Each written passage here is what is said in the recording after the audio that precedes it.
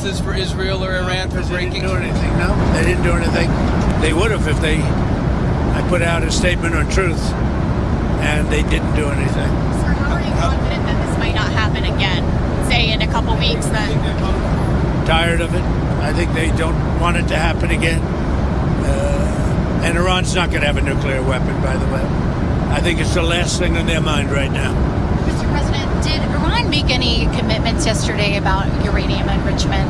About what? About uranium enrichment.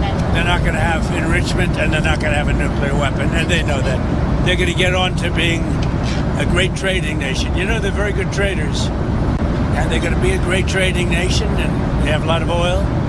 They're going to do well. They're not going to have a nuclear weapon. So did they promise? The last thing on Iran's mind right now is nuclear weapons. Can you clarify what you meant when you mentioned regime change in your Truth Social post the other night? Which? Regime change? Do you want to see regime change in Iran? No. If there was, there was. But no, I don't want it. I'd like to see everything calm down as quickly as possible. Regime change takes chaos. And ideally, we don't want to see so much chaos. So we'll see how it does. You know, the Iranians are very good traders, very good business people.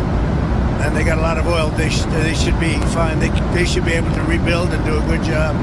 They're never going to have nuclear, but other than that, they should do a great job, which is exactly where I've been saying for years, you cannot let Iran have a nuclear weapon. But we're going to be with, where's Marco? I think Marco's here someplace.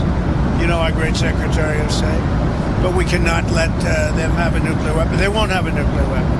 And I will tell you, the last thing on their minds is nuclear weapons.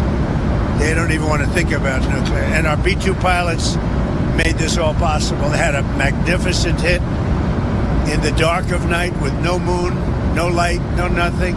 They hit the target perfectly, wiped it out. And the press is very disrespectful. I saw CNN fake news going, well, maybe it wasn't a perfect hit. It was perfect. They said maybe it did destroy it. We agree it did destroy it, but maybe it could have destroyed it more. No, it couldn't have destroyed it more. Everyone hit. And it's very disrespectful to those great geniuses and patriots that flew those planes through tremendous danger. So CNN and MSDNC are a disgrace. And so are the others. I mean, they're pretty much all a disgrace. But it's an amazing period of time. Now we're going to NATO, and we'll get a new set of problems.